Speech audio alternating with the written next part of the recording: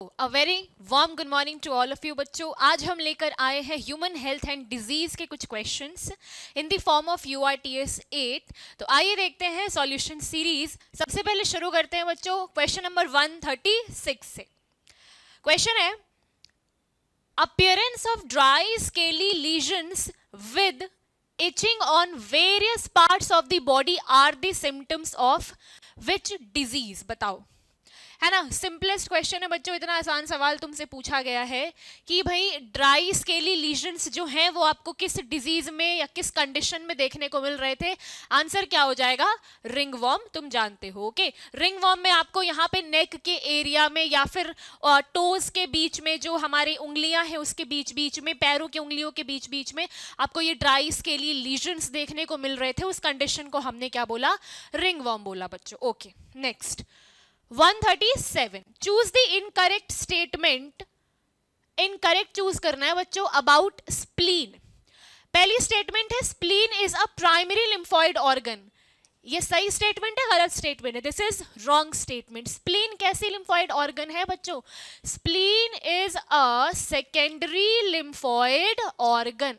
Primary lymphoid organ में तुम जानते हो bone marrow, thymus, these all are the primary lymphoid organs. तो आपको करेक्ट चूज, इनकरेक्ट चूज करना था। तो इनकरेक्ट के हिसाब से आंसर क्या हो जाएगा बच्चों? First option, because spleen is a secondary lymphoid organ. Moving to the next बच्चों 138, a person was saved from poisonous snake bite by anti venom injection. Which of the following immunity explain in this form of protection? तो बताओ, है ना। Snake bite के लिए जो हमने anti venom injection prepare किया हुआ है, क्या ये नेचुरली एक्वायर्ड एक्टिव इम्यूनिटी होगी? बिल्कुल नहीं बच्चों। सबसे पहले तो नेचुरली वाले सारे ऑप्शंस तुम कट कर दो, क्योंकि आपने बने बनाए एंटीबॉडीज इंसर्ट कराए हैं उस पर्टिकुलर पेशेंट में, तो this will be included in the artificial one. तो नेचुरल वाले तो मैम गलत हो गए। अब आ जाओ आर्टिफिशियल में देख लेते हैं। आर्टिफिशियल वाले दो ऑप्शन बचे हैं, तो artificially acquired active immunity, no, this will be wrong बच्चों। Artificially acquired passive immunity will be correct, क्योंकि हमने बने बनाए एंटीबॉडीज उस पेशेंट की बॉडी में इंसर्ट कराए हैं। उस पेशेंट की इम्यून सिस्टम को कोई भी एंटीबॉडी खुद से प्रिपेयर नहीं करनी पड़ी, तो यानी कि this will be the part of artificially acquired passive immunity. So 138 answer will be fourth option. Okay, moving to the next बच्चों 139, स्टेटमेंट बेस्ड सवाल आपके सामने है। स्टेटमेंट 1 है बच्चों, subsequent encounter with the same pathogen elicits a highly intensified anamnestic response, और इसी को हम secondary immune response भी कह रहे थे। तो statement 1 is absolutely correct। चलिए statement 2, this is based on the fact that our body appears to have memory of the first encounter। बिल्कुल सही बात है ना। secondary immune response जो थी that was highly intensified response, क्योंकि एक memory create हो चुकी थी शुरुआती तौर पे ही। तो स्टेटमेंट 2 भी सही है बच्चों। तो स्टेटमेंट 1 और 2 दोनों ही सही हो जाएंगे। Option will be fourth. 140 की तरफ बढ़ते हैं। Internal bleeding, muscular pain, blockage of the intestinal passage and anaemia are some of the symptoms cause due to the infection of. पहले मुझे बताओ कंडीशन कौन सी है? ये सारे सिम्टम्स किस कंडीशन को बिलोंग कर रहे हैं? एस्केरियासिस। तो ascariasis was caused due to the ascaris. याद आ रहा है तुम लोगों को, है ना। फाइलम एस्कैलमेंथिस का ऑर्गेनिज्म है बच्चों। ओके, डायरेक्ट एनसीईआरटी की लाइन से सवाल फ्रेम हुआ है। तो क्वेश्चन नंबर 141 की तरफ बढ़ते हैं। What are the benefits of being healthy? Healthy रहने के क्या क्या बेनिफिट्स है? देखो, ये भी एनसीईआरटी की लाइन से डायरेक्टली क्वेश्चन इन्होंने फ्रेम किया है बच्चों। ये सबसे पहला है healthy person is more efficient at work. बिल्कुल सही बात है। Health increases longevity of the people, यानी जो पर्सन जितना हेल्दी होगा उतने ही लंबे समय के लिए वो जीवित रहेगा, यानी लॉन्गेविटी भी बढ़ रही है बच्चों। Health reduces the infant mortality. बिल्कुल सही बात है। इन्फेंट्स की जो मोर्टालिटी रेट है वो हेल्थ फैसिलिटीज में एडवांसमेंट की वजह से क्या हो रही थी? डिक्रीज हो रही थी। Okay, health reduces the maternal mortality, ये भी सही है। तो तुमसे क्या पूछ रहा है, बेनिफिट्स ऑफ बीइंग हेल्दी, चारों ही स्टेटमेंट तुम्हें सही लग रहे हैं, so answer will be all A B C and D, यानी कि फोर्थ ऑप्शन। ओके 142 की तरफ बढ़ते हैं बच्चों, select the true statement. True statement तुमसे पूछा जा रहा है, पहली स्टेटमेंट है cancer detection is based on biopsy and histopathological study of the suspected tissue, बिल्कुल सही बात है बच्चों, yes this is true. In biopsy, okay biopsy method में क्या हो रही थी बच्चों, the suspected tissue is cut into thin sections, yes हम टिश्यू की थिन सेक्शंस में कटिंग कर रहे थे बच्चों, ताकि हमें डिटेल्ड मैनर में स्टडी करने का मौका मिल पाए, स्टेन कर रहे थे और एग्जामिन कर रहे थे माइक्रोस्कोप में। ओके तो स्टेटमेंट 2 भी सही लग रही है। 3 पढ़ते हैं बच्चों, several chemotherapeutic drugs, exact cancer वाली है ना पैराग्राफ से क्वेश्चन इन्होंने लाइन बाय लाइन फ्रेम किया है बच्चों, are used to kill the cancerous cells, बिल्कुल सही बात है, but majority of the drugs have side effects like hair loss, anaemia, यहाँ पे इन्होंने कीमोथेरेपी को एक्सप्लेन किया है, सो थर्ड स्टेटमेंट भी हमारा ट्रू लग रहा है। फोर्थ पढ़ते हैं, MRI यानी मैग्नेटिक रेजोनेंस इमेजिंग टेक्निक की बात हो रही है, it uses strong magnetic fields and ionising radiations, ये हो गया ना गलत बच्चों, क्या MRI में आयनाइजिंग रेडिएशंस यूज हो रही थी, no, MRI was involving non-ionizing radiations, okay तो यहाँ पे ये स्टेटमेंट हो जाएगी wrong, third statement will be wrong. Incorrect पूछ रहा है, अच्छा ट्रू पूछ रहा है, चलिए आइए देखते हैं आगे। To accurately detect pathological and physiological changes in the living tissue. Fifth है techniques like radiography, use of X-rays, computed tomography, scan and MRI are very useful to detect cancer of the internal organs. Yes, this statement is also true बच्चों। तो आपको सही कौन कौन से statement नजर आ रहे हैं, पहली, दूसरी, तीसरी और पांचवी, कौन से ऑप्शन में दिख रहा है ऐसा, थर्ड ऑप्शन में दिख रहा है बच्चों, first, second, third and fifth, so for this third option will be correct. केवल गलत कौन सी हो गई, फोर्थ गलत हो गई, इन्होंने नॉन आयनाइजिंग की जगह आयनाइजिंग मेंशन करा था। ओके 143 की तरफ बढ़ते हैं, which of the following is wrong for rheumatoid arthritis. सबसे पहले मुझे बता दो रिमेटॉइड आर्थराइटिस कैसी डिजीज है, तुम जानते हो it is an auto immune disease. Statement पढ़ते हैं बच्चों, करेक्ट पूछ रहा है रॉन्ग पूछ रहा है, आ जाओ। पहला एबिलिटी टू डिफरेंशिएट पैथोजेंस और foreign molecules from self cell is lost.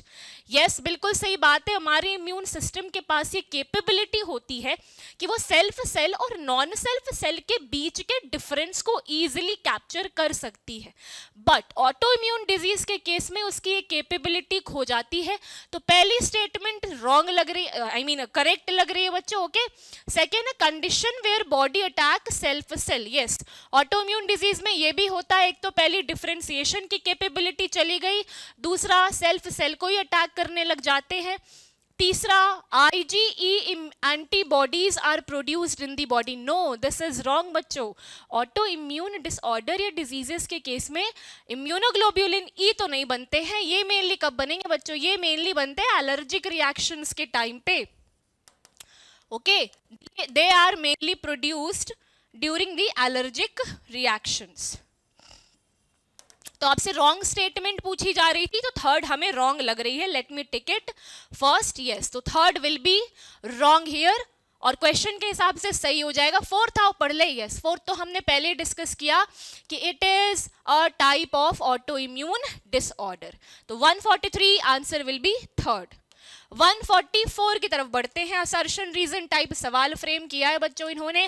पहला है assertion, in severe cases of pneumonia the lips and fingernails में turn grey to bluish in colour. बिल्कुल सही बात है, असर्शन पढ़ने के बाद रीजन पढ़ने से पहले खुद से सवाल पूछो कि आखिर असर्शन में जो स्टेटमेंट गिवन है ऐसा क्यों हो रहा है बच्चों। तो तुम मुझे बताओ कि जो ग्रे टू ब्लूइश अपीयरेंस थी वो क्यों हो रही थी, due to the deficiency of oxygen, क्योंकि गैसियस एक्सचेंज प्रॉपर नहीं हो पा रहा था। अब देखो यही लाइन अगर तुमको रीजन में दिखती है तो तुम क्या आइडेंटिफाई कर लोगे कि reason is the correct explanation of assertion. Okay, reason में क्या लिखा है इन्होंने, रीजन में लिखा है कि in pneumonia the alveoli get filled with fluid leading to severe problems in respiration. Respiration का मतलब क्या मैं नहीं लिख सकती हूँ, गैसियस एक्सचेंज, बिल्कुल लिखा जा सकता है बच्चों. तो देखो यहाँ पर रीजन बिल्कुल सही है. In fact reason is explaining the assertion, so answer will be first option where both assertion and reason are correct. And okay, 1 second, I'm so sorry. Yes, answer will be second option where both assertion and reason are correct and reason is the correct explanation of assertion. Okay, है ना. Generally first option में लिखते हैं but इन्होंने opposite करा हुआ था बच्चों, तो ध्यान से तुमने ऑप्शंस पढ़ने होंगे, हड़बड़ी में गड़बड़ी नहीं होनी चाहिए. ओके, नेक्स्ट क्वेश्चन की तरफ बढ़ते हैं. 145. The tendency of the body to manifest a characteristic and unpleasant withdrawal syndrome if regular dose of drugs या alcohol is abruptly discontinued. Exact NCERT की लाइन है. इसी कंडीशन को हमने क्या बोला था बच्चों, डिपेंडेंसी. इसमें तो मुझे सारे ऑप्शंस पढ़ने की भी रिक्वायरमेंट नहीं है, ये तुम जानते हो. डिपेंडेंसी ही इस कंडीशन को एक्सप्लेन कर रही है. ओके, 146 की तरफ बढ़ते हैं. Which of the following are not the component of innate immunity. Okay, innate immunity के कौन से कंपोनेंट्स नहीं है, आओ देखते हैं. पहला है स्किन मैक्रोफाज न्यूट्रोफिल, बिल्कुल है बच्चों, सही बात है. Yes. Mucus coating of epithelium, ये भी है. ये भी नेचुरल किलर सेल्स भी इनफैक्ट इनेट इम्यूनिटी का ही पार्ट है. बी लिम्फोसाइट, टी लिम्फोसाइट, ये हो गया ना गलत बच्चों. यहाँ पे इनेट इम्यूनिटी का पार्ट पूछ रहा है, जो पार्ट नहीं है वो पूछा जा रहा है. बट बी लिम्फोसाइट और टी लिम्फोसाइट तो एक्वायर्ड इम्यूनिटी को बिलोंग करते हैं. तो क्वेश्चन के हिसाब से option will be third. Next option पढ़ लेते हैं बच्चों. इंटरफेरॉन, साइटोकाइन, न्यूट्रोफिल, ये सारे के सारे इनेट इम्यूनिटी को ही बिलोंग करते हैं. आपसे पूछा जा रहा था कौन से कंपोनेंट नहीं है, तो उस हिसाब से ऑप्शन विल बी थर्ड. चलिए 147. The drugs used to quickly reduce the symptoms of allergy. बताओ एलर्जी के टाइम पे हम कौन से ड्रग्स यूज करते हैं. सबसे पहला तुम्हें दिमाग में याद रखना है भाई, वेजोडाइलेशन को हमें कम करना है. तो वेजोडाइलेशन के लिए रिस्पॉन्सिबिलिटी किसकी थी, हिस्टामिन की. तो यहाँ पे हमें ट्रीट करना है तो हम एंटी हिस्टामिन यूज करेंगे. ऑप्शन में देखो एंटी हिस्टामिन एक ही ऑप्शन में दिख रहा है बच्चों, तो anti histamine and adrenaline will be the correct option here. 148 की तरफ बढ़ते हैं. हेपेटाइटिस बी वैक्सीन, ये तो तुम्हें मुंह जबानी याद होनी चाहिए कि भाई hepatitis B vaccine was prepared by recombinant DNA technology in transgenic yeast. तो यानी 1 भी सही है मैम, 2 भी सही है. देखो बोथ 1 and 2 वाला ऑप्शन दिख रहा है क्या, यस. तो 148 के केस में आंसर हो जाएगा फोर्थ, बोथ 1 and 2. चलिए 149 की तरफ बढ़ते हैं बच्चों. 149 देखो क्वेश्चन में पहले मुझे बताओ ये किसकी डायग्राम तुम्हें दिखाई गई है. Okay, this is the representation of N antibody. अब देख लो एंटीबॉडीज की क्या क्या कैरेक्टरिस्टिक फीचर्स होती हैं. पहला ऑप्शन आओ पढ़ते हैं. They are represented as H2L2, बिल्कुल सही बात है. 2 हैवी चेन, 2 लाइट चेन, तो ये तो सही बात है. फॉल्स पूछ रहा है तुमसे. देखो ट्रू फॉल्स अगर पूछा जाए ना, सबसे पहले false, true, correct, incorrect underline कर लो या इन सर्कल कर लो ताकि तुम्हें याद रहे क्वेश्चन में पूछ क्या रहा है तुमसे. ओके, तो फॉल्स पूछा जा रहा है, पहला तो ट्रू है ma'am. Second, they have 4 polypeptide chain, बिल्कुल सही बात है. 4 दिख रहे हैं आपको अपनी आंखों के सामने. तीसरा, they are secreted by T cell. No, this is wrong statement. भाई एंटीबॉडीज को सिक्रीट करने की जिम्मेदारी किसकी है, बी सेल्स की है. ओके, हथियार बनाने के लिए रिस्पॉन्सिबल कौन थे, बी सेल्स थे. तो फॉल्स स्टेटमेंट के बजाय यहां पर आंसर क्या हो जाएगा, थर्ड ऑप्शन, क्योंकि third option is wrong statement. Fourth पढ़ ले आओ एक बारी. These are found in blood, so the response is termed as humoral immune response. बिल्कुल सही बात है. तो बाकी तीनों स्टेटमेंट सही है, सिर्फ थर्ड स्टेटमेंट रॉन्ग है. तो 149 आंसर विल बी थर्ड. चलिए 150 की तरफ बढ़ते हैं बच्चों. Many disease can be diagnosed by observing the symptoms in the patient. सही बात है ना. हम डिजीजेस को कैसे डायग्नोस करते हैं सामने वाले पेशेंट में, है ना, सिम्टम्स देखकर डायग्नोस करते हैं बच्चों. Okay. Which group of symptoms are indicative of typhoid? यानी तुमसे सिंपली टाइफॉइड के सिम्टम्स पूछे जा रहे हैं. आ जाओ पहला ऑप्शन देखते हैं. हाई फीवर सही है, वीकनेस भी रहती है, स्टमक पेन भी रहती है बच्चों. ओके. लॉस ऑफ एपेटाइट, भूख लगनी बंद हो जाती है, कॉन्स्टिपेशन भी रहती है बच्चों. पहला ही तो सही लग रहा है. ओके चलो ठीक है, आगे और ऑप्शंस भी पढ़ते हैं. Constipation, abdominal pain, cramps and blood clots, no, ये एस्केरियासिस के सिम्टम्स हैं. Nasal congestion, no, respiratory tract तो अफेक्ट ही नहीं हो रही. Difficulty in respiration, this is also wrong. तो मैम सही आंसर कौन सा हो जाएगा? Option number first. चलिए 151 की तरफ बढ़ते हैं. Choose the correct answer from the options given below. Okay statement 1 आ जाओ, पढ़ते हैं बच्चों. स्टेटमेंट 1 है आपके सामने. Hippocrates and Indian Ayurveda system. देखो ह्यूमन हेल्थ एंड डिजीज की पहली पैराग्राफ से इन्होंने क्वेश्चन फ्रेम किया है बच्चों. Of medicine thought that persons with black bile belong to hot personality and would have fever. बिल्कुल सही बात है बच्चों, है ना. ब्लैक बाइल की प्रेजेंस होना इसके हिसाब से क्या दर्शा रही थी कि that person is having hot personality and would have fever. Statement 2 बस इसी को, इस बात को किसने डिस्प्रूव कर दिया था बच्चों? साइंटिस्ट एक हुए थे विलियम हार्वे, इन्होंने इसको, इस बात को, गुड ह्यूमर हाइपोथेसिस को डिस्प्रूव कर दिया था. This statement is also true. तो इसके हिसाब से both statement 1 and 2 are correct, यानी ऑप्शन होना चाहिए ऑप्शन नंबर 4. 151 का फोर्थ ऑप्शन बच्चों. चलिए 152 की तरफ बढ़ते हैं. Okay fill in the blanks है. Dash are obtained from the inflorescence of the hemp plant, cannabis sativa. Okay cannabinoids होने चाहिए बच्चों यहाँ पर. ओके कैनाबिनॉइड्स, तो ए में तो हमें कैनाबिनॉइड्स दिख रही है, आंसर दिख रही है कैनाबिनॉइड्स. चलो पहला एक ही ऑप्शन है बच्चों, ऑप्शन नंबर 2.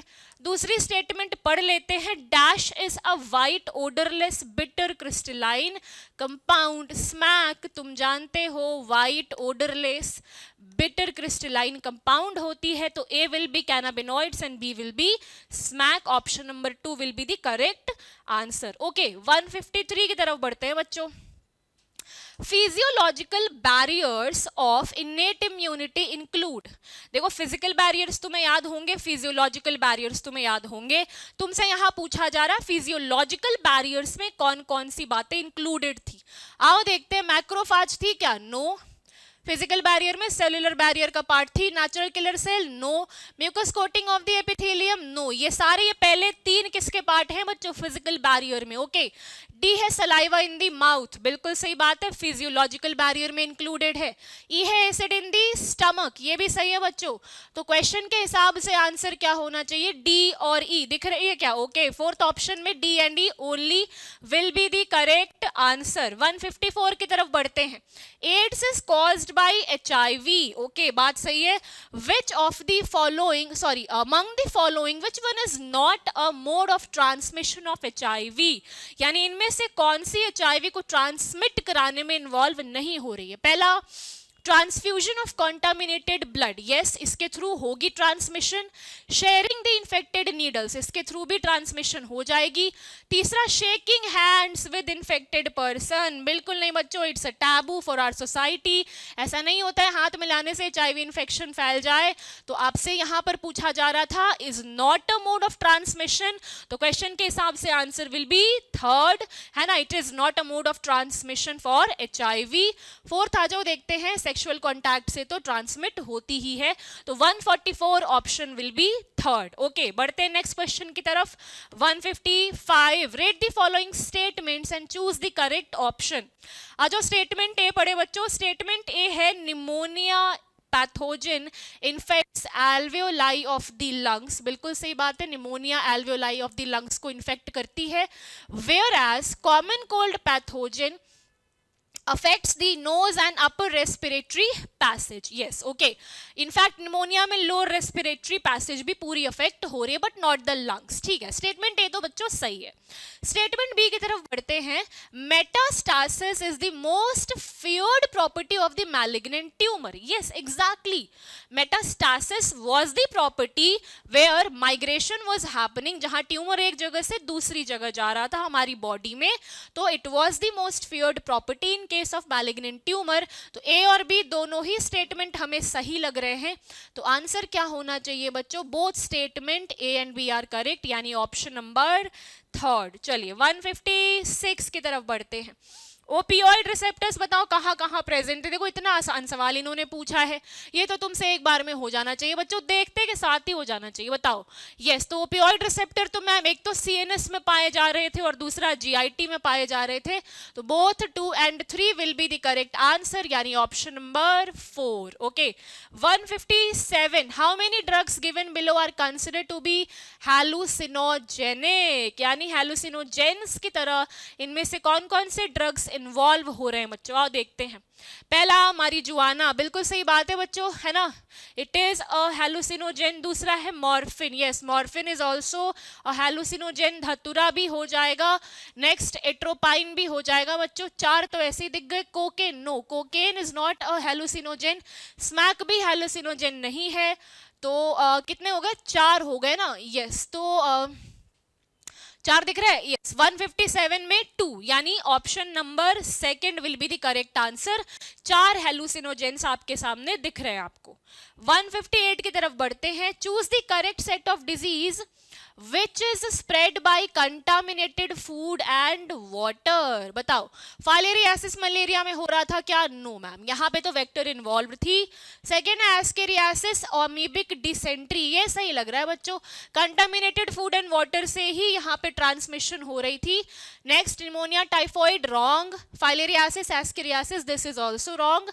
तो correct set of disease will be option number 2। Okay 159, choose the correct statement with respect to life cycle of plasmodium. देखो मलेरिया से सवाल पूछा गया है, यहाँ पे याद करो प्लाज्मोडियम की जो लाइफ साइकिल थी पूरा एनसीईआरटी ने एक डायग्राम के फॉर्म में एक्सप्लेन किया हुआ है।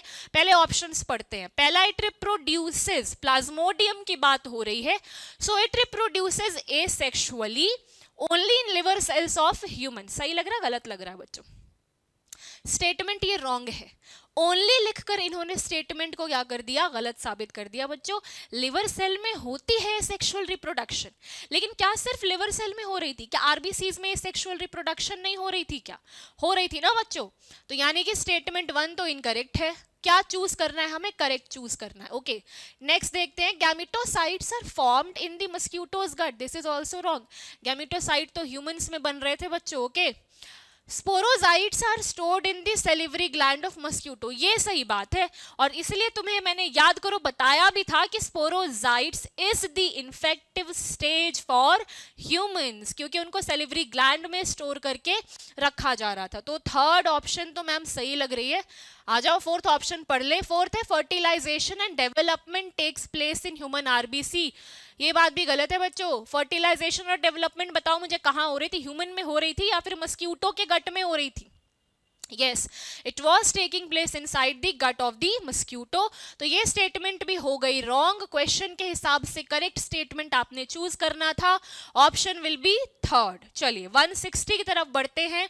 Infected cells can survive while virus are being replicated and released। Okay virus की रेप्लिकेशन और रिलीज कराई जा रही है। बताओ किस कंडीशन में हो रही थी? ये एक्चुअली में किस कंडीशन को रिप्रेजेंट कर रहे हैं बच्चों? एड्स वाली कंडीशन को, वो HIV वाली जो कंडीशन थी ना वो उसको बता रहे हैं। ठीक है क्वेश्चन में तुमसे क्या पूछा जा रहा है? The statement is used for which cell? Okay तो पहले मुझे बता दो कि HIV फैक्ट्री किस सेल को कहा जा रहा था? जो ढेर सारे वायरसेस प्रोड्यूस कर रहे थे बच्चों, that HIV factory was none other than the macrophage, है ना। तो ये कंडीशन इन्होंने किस इन्फेक्टेड सेल के लिए बताई है, मैक्रोफाज के लिए बताई है। तुम जानते हो कि मैक्रोफाज को ही हम HIV फैक्ट्री बोल रहे थे, क्योंकि यहीं से लार्ज नंबर में प्रोडक्शन कराई जा रही थी। लेकिन किस सेल की नंबर में आपको ह्यूज डिक्रीज देखने को मिल रहा था, that was the T helper cell. Okay, चलिए नेक्स्ट चलते हैं बच्चों 161 की तरफ। How many of the following diseases are vector borne disease? Okay, हाँ, तो आपको बताना है कि भाई कैरियर या वेक्टर कहाँ कहाँ इन्वॉल्व हो रही है। पहला डेंगू, बिल्कुल सही बात है, यहाँ तो इन्वॉल्वमेंट है, एडीज मस्क्यूटो की वजह से हो रही थी बच्चों। Common cold, no it is viral. Filariasis, yes, यहाँ पे भी इन्वॉल्वमेंट थी। Ascariasis, no. Typhoid, no. Malaria में इन्वॉल्वमेंट थी क्या? यस, मलेरिया में फीमेल एनोफिलीज मस्क्यूटो इन्वॉल्व हो रही थी। निमोनिया नहीं। तो फिर कितने हो गए बच्चों, कितने सही दिख रहे हैं तुम्हें? 1, 2 और 3। 3 वाला ऑप्शन दिख रहा है? यस मैम, 3 वाला ऑप्शन हमें दिख रहा है। तो dengue, filariasis and malaria will be correct here. तो 3 diseases mentioned here are vector borne disease. Okay, 162 की तरफ बढ़ते हैं।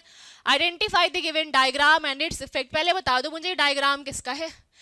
सीधे एनसीईआरटी वाला डायग्राम तुमसे कॉपी पेस्ट करके पूछ लिया गया बच्चों। ये कैनाबिनॉइड मॉलिक्यूल का डायग्राम आपको दिखाया गया है। देखो ऑप्शन में दिख रही है क्या कैनाबिनॉइड लिखी हुई कहीं पे? Okay, so this is cannabinoid. पहला ही ऑप्शन दिख गया बच्चों। इससे आसान भी कोई क्वेश्चन हो सकती है क्या? मतलब फ्री के नंबर मिल रहे हैं तुम्हें, है ना। तो cannabinoid effects the cardiovascular function, तुम जानते हो ये बात। ओके, चलिए, तो first option will be the correct here. Next बढ़ते हैं बच्चों 163 की तरफ चलते हैं। स्टेटमेंट 1 है, the primary lymphoid organs provide the sites for interaction of lymphocytes with the antigen which then proliferate to become effector cell. Okay, statement 1 सही लग रही है तुम्हें? सही लग रही है बच्चों? No, this statement is actually wrong. देखो यहाँ पे इन्होंने बोला ना कि प्राइमरी लिम्फोइड ऑर्गन जो है वो हमें साइट प्रोवाइड कर रही है इंटरैक्शन के लिए। No, secondary lymphoid organ was providing the site for interaction. तो स्टेटमेंट 1 तो मैम हमें साफ साफ दिखाई दे रही है ये गलत स्टेटमेंट है। स्टेटमेंट 2 पढ़ते आ जाओ।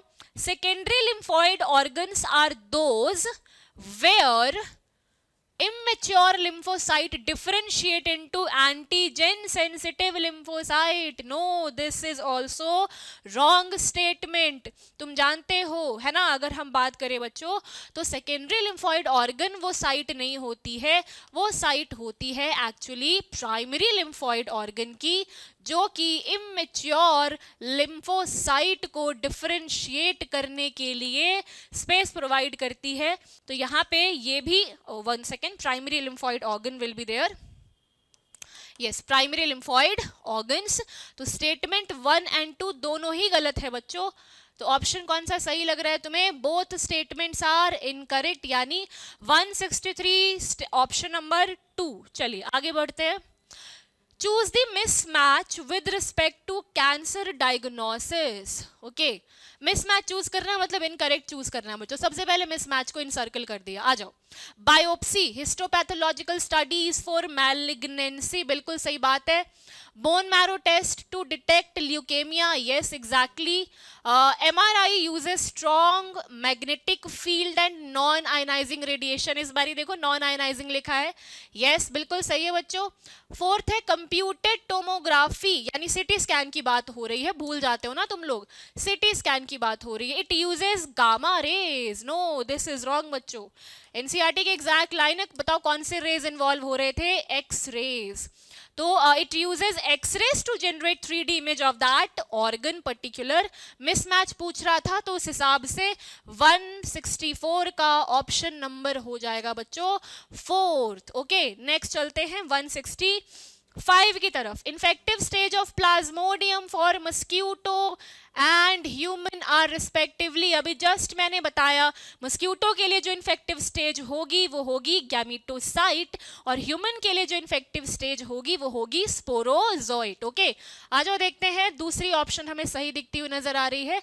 क्या पूछा, पहला मस्क्यूटो ना, तो मस्क्यूटो के लिए गैमेटोसाइट और दूसरा ह्यूमन के लिए sporozoite. 165 option number will be second.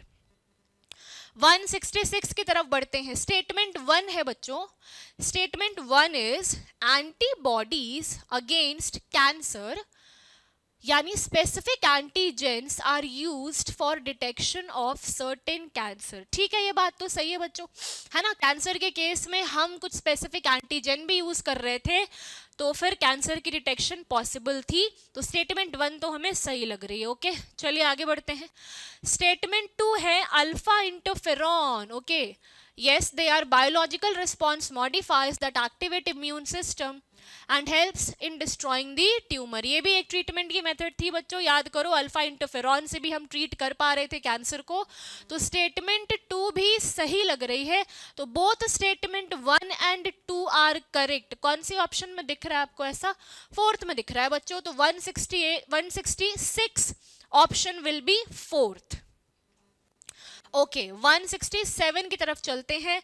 Mark करना है तुम्हें करेक्ट, सॉरी मार्क करना है तुम्हें रॉन्ग स्टेटमेंट। आ जाओ, रॉन्ग स्टेटमेंट मार्क करनी है बच्चों। पहला है with repeated use of drugs the tolerance level of the receptors represent in our body, represent नहीं present in our body increases। ठीक है, सही बात है ना।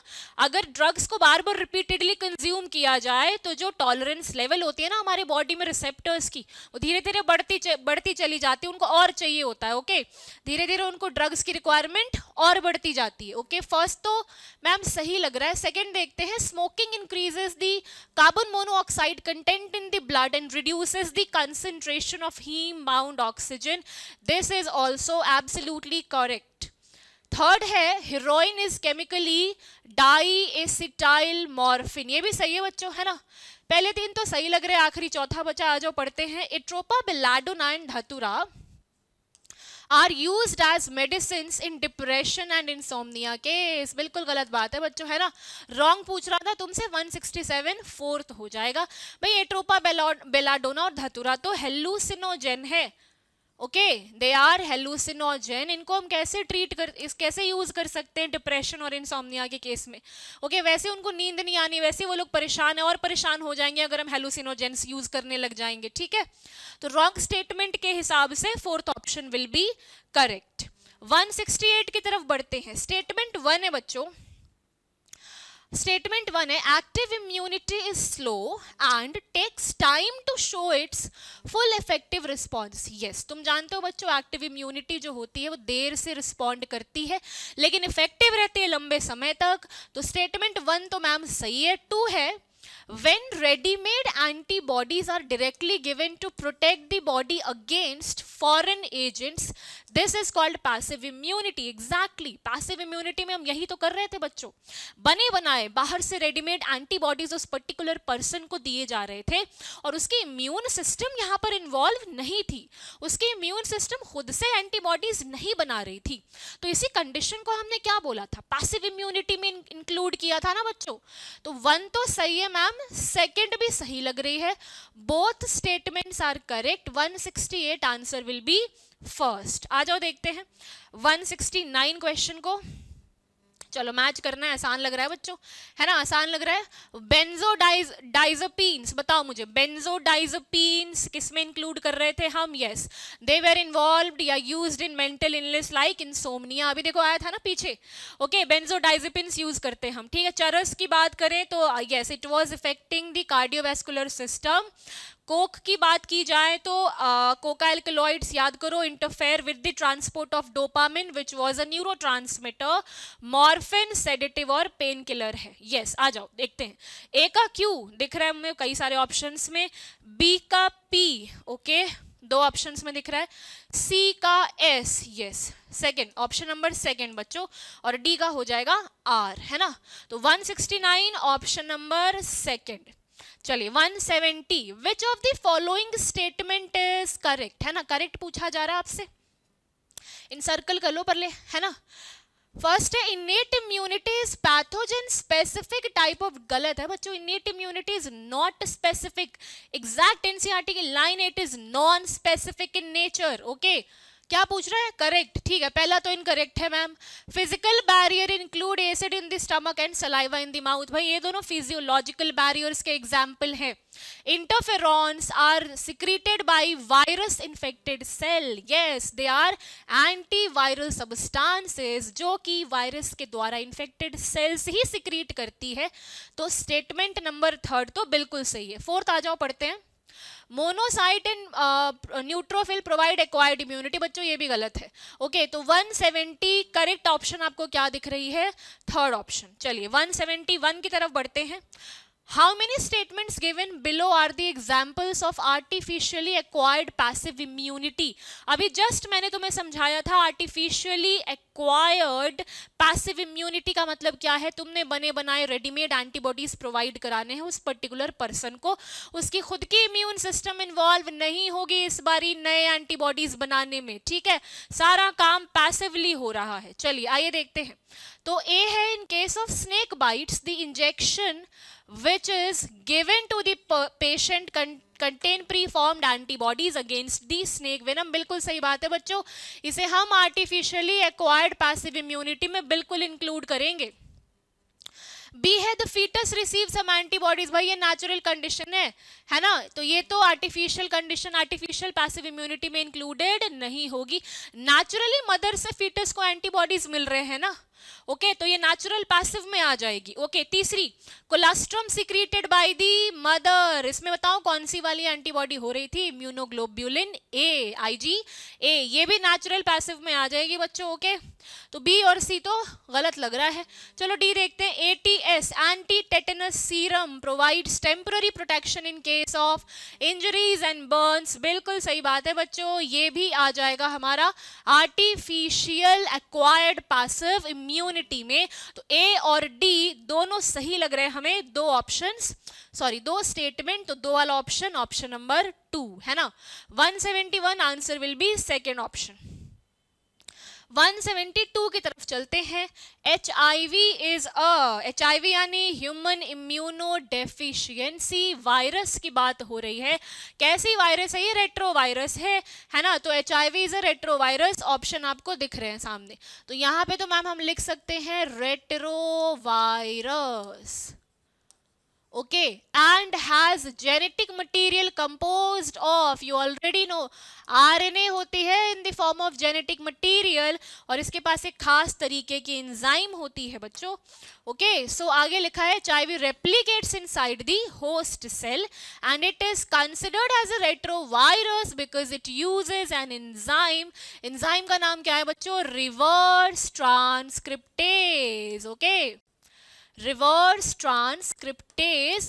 और रिवर्स ट्रांसक्रिप्टेज की खास बात ये थी कि ये RNA से DNA बना रही थी, रिवर्स ट्रांसक्रिप्शन करा रही थी, so it convert RNA into DNA। चलो आ जाओ फिल करते हैं, है ना बच्चों। तो ए में क्या होना चाहिए, retro virus, B RNA, C reverse transcriptase, D RNA and E DNA। पहला ऑप्शन हमें सही दिखता हुआ नजर आ रहा है, तो ऑप्शन विल बी फर्स्ट। 173 की तरफ बढ़ते हैं बच्चों। 173, which of the following gives the correct matching of a disease with its particular causative agent? आ जाओ मैच करते हैं, है ना। पहला है मलेरिया, प्लाज्मोडियम विवैक्स, देखो इस तरफ इन्होंने डिजीज दिखा रखे हैं, दूसरे कॉलम में इन्होंने कॉजेटिव ऑर्गेनिजम्स दिखा रखे हैं, तीसरे कॉलम में इन्होंने मोड ऑफ ट्रांसमिशन दिखाया है, ओके। तो malaria, Plasmodium vivax, bite of male Anopheles mosquito, ये रॉन्ग हो गया बच्चों, फीमेल एनोफ्लीज मस्क्यूटो, पहला तो गलत है मैम। दूसरा typhoid salmonella typhi with inspired air, ये भी गलत है, with contaminated food and water. Pneumonia, causative organism Streptococcus pneumoniae, ठीक है। ड्रॉपलेट इन्फेक्शन, ये भी सही लग रहा है बच्चों। थर्ड ऑप्शन तो हमें करेक्ट मैच होता हुआ दिख रहा है, तो third option will be correct. Fourth आ जाओ एक बार देख ले, elephantiasis, wuchereria bancrofti with infected water and food. नहीं, यहाँ पे वेक्टर इन्वॉल्व होती है बच्चों। ओके, तो third option is correct here. चलिए अगला क्वेश्चन चलते हैं बच्चों 174 की तरफ। Read the following statement and choose the correct option. आज स्टेटमेंट पढ़ते हैं। स्टेटमेंट ए है बच्चों, एंटमीबा हिस्टोलिटिका प्रोटोजोआ है एक, is a parasite in the large intestine of humans. बिल्कुल सही बात है बच्चों, है ना। स्टेटमेंट ए तो सही लग रही है। Amoebiasis is characterized by constipation, abdominal pain and cramps, stools with excess mucus and blood clot. Yes, बिल्कुल सही बात है बच्चों। Amoebiasis में ये सारे सिम्टम्स हमें देखने को मिल रहे थे। तो फर्स्ट और ए और बी हमें दोनों ही स्टेटमेंट सही लग रहे हैं, तो पहला ऑप्शन यहाँ पर करेक्ट हो जाएगा। Both statements are correct. 175, match the following columns. चलो आ जाओ मैच करते हैं, है ना। काफी आसान सा दिख रहा है बच्चों। हेमोफिलस इन्फ्लुएंजाई बता दो क्या है मैम। हेमोफिलस इन्फ्लुएंजाई तो बैक्टीरिया है। एंटमीबा हिस्टोलिटिका मैंने अभी बताया क्या है, प्रोटोजोआ है, तो बी का 3 होना चाहिए। HIV human immuno deficiency virus. Wuchereria bancrofti ma'am क्या है, निमाटोड है यानी एस्केलमेंथिस है, याद करो। माइक्रोस्पोरम तुम जानते हो फंगस है। चलो आ जाओ मैच करें। ए का तुम्हें कौन सा सही दिखता हुआ नजर आ रहा है, ए का 2 होना चाहिए। बी का बी क्या दिख रहा है बच्चों, बी का 3, तो 2 3 वाला ऑप्शन दिख रहा है कोई। यस, सेकेंड ऑप्शन दिख रहा है बच्चों। तो ए का 2, बी का 3, सी का फर्स्ट, डी का 4, ई का 5। 175 ऑप्शन विल बी सेकेंड। 176 की तरफ चलते हैं। Malignant malaria, most dangerous form of malaria was being caused by Plasmodium falciparum. Option देखने की भी जरूरत नहीं है, इतना आसान क्वेश्चन आया बच्चों, है ना। आंसर क्या हो जाएगा, Plasmodium falciparum. 177, which of the following is incorrect with respect to MALT mucoid associated lymphoid tissue. याद आ रहा है तुम्हें, mucosa associated lymphoid tissue. Yes, तो आज जो इनकरेक्ट पूछ रहा है ना, सबसे पहले तो इन सर्कल कर लेते हैं इनकरेक्ट को। पहला है it acts as a secondary lymphoid tissue. ठीक है, सही है बच्चों। ओके, करेक्ट पूछ रहा है ना, तो इनकरेक्ट पूछ रहा है ना, ये तो सही है। दूसरा it associated with mucosal epithelium of major tract, बिल्कुल सही बात है। तीसरा है constitutes about 50% of the lymphoid tissue in the body, ये भी एनसीईआरटी की एग्जैक्ट लाइन है। Fourth, it is the site of maturation of lymphocyte. No, this will be wrong statement. Incorrect ही आपसे पूछ रहा था, तो फोर्थ ऑप्शन करेक्ट हो जाएगा। देखो ये म्यूकॉइड एसोसिएटेड लिम्फॉइड टिश्यू जो है बच्चों, ये एक्चुअली में सेकेंडरी लिम्फॉइड टिश्यू है। It is not a secondary lymphoid organ. ठीक है, तो मैच्योरेशन की साइट नहीं होगी ये, तो ये इनकरेक्ट स्टेटमेंट हो जाएगी बच्चों क्वेश्चन के हिसाब से। तो 177 आंसर विल बी फोर्थ। आ जाओ नेक्स्ट देखते हैं 178, consider the following 4 statements and find out the incorrect one. चारों में से तुम्हें इनकरेक्ट फाइंड आउट करने हैं। पहला है even if a kidney transplant is proper. ठीक है, प्रॉपरली आपने करा दिया kidney transplant. The recipient may need to take immunosuppressant, okay, immunosuppressant for some time. No, this is wrong बच्चों, for a lifetime. This is the line of NCERT, okay, तो life time के लिए उसे कई बारी लेना पड़ेगा इम्यूनोसप्रेसेंट। चलो, तो क्या पूछ रहा था तुमसे, इनकरेक्ट पूछ रहा था। पहला ही ऑप्शन इनकरेक्ट दिखता हुआ नजर आ रहा है। बाकी पढ़ लेते हैं options. The cell mediated immune response is responsible for the graft rejection, बिल्कुल सही बात है। टी सेल्स यहाँ पर इन्वॉल्व हो रहे थे। नेक्स्ट है tissue matching, blood group matching of donor and recipient are essential before undertaking any graft और ट्रांसप्लांट। यस, ये भी सही है बच्चों, है ना। ग्राफ्ट ट्रांसप्लांट कराने से पहले ये सारी चीजें आपको मैच करनी पड़ती है एक बारी। चौथा है the human body is able to differentiate between the self and non self cells. Okay, तो पहला आपको यहाँ पर इनकरेक्ट दिख रहा है, बाकी सारे करेक्ट हो जाएंगे स्टेटमेंट। तो आंसर क्या रहेगा बच्चों, 178 first. 179 sustained high fever. 40 degree Celsius की बात हो रही है, कॉन्स्टिपेशन, लॉस ऑफ एपेटाइट, अभी जस्ट किया था बच्चों, है ना। ये भाई कौन से डिजीज के सिम्टम्स तुम्हें नजर आ रहे हैं? सीवियर केसेस में इंटेस्टाइनल परफोरेशन भी हो सकती है। ये सिम्टम है बच्चों टाइफॉइड, याद करो, Salmonella typhi was the causative agent and it is confirmed by, है ना। कंफर्मेटरी टेस्ट कौन सी थी? Widal test. तो टाइफॉइड और विडाल टेस्ट हो जाएंगे यहां पर। आंसर ए और बी, कौन सा ऑप्शन सही दिख रहा है? Third option, typhoid and Widal. चलिए आज के सेशन का आखिरी सवाल करते हैं बच्चों। क्वेश्चंस काफी इंटरेस्टिंग थे, इनफैक्ट डायरेक्ट एनसीईआरटी से ही फ्रेम किए गए थे, जो तुम्हारे कॉन्सेप्ट क्लैरिटी के लिए बड़े इंपॉर्टेंट हो जाते हैं। तो लास्ट क्वेश्चन आ जाओ, देखते हैं। Which of the following is correctly matched with respect to disease and organ affected? Correct matching आपसे पूछी जा रही है। Filariasis is for lymph node, ठीक है, सही लग रहा है बच्चों। लिम्फ नोड्स तो मेनली अफेक्ट होते हैं फाइलेरियासिस में, इनफैक्ट ब्लॉकेज भी हो जाती है केसेस में। करेक्ट मैचिंग तो फर्स्ट ही दिख रही है। चलो आ जाओ फिर भी पढ़ ले बाकी ऑप्शंस। निमोनिया में nose and no, upper respiratory passage नहीं, पूरी की पूरी लोअर रेस्पिरेटरी पैसेज भी इन्फेक्ट हो रही थी। एमीबियासिस लार्ज इंटेस्टाइन, ये भी गलत है बच्चों। Ascariasis skin nails scalp, no, skin nails pneumonia scalp कहाँ अफेक्ट हो रही थी? रिंग वॉर्म वाली कंडीशन में। ओके, तो फर्स्ट ऑप्शन हमें सही दिखता हुआ नजर आ रहा है, 180 ऑप्शन विल बी फर्स्ट। चलिए आज के लिए इतना ही बच्चों, मिलते हैं हम नेक्स्ट सीरीज में जिसमें हम लेकर आएंगे कुछ और स्पेशल क्वेश्चंस। तब तक के लिए all the very best, thank you very much.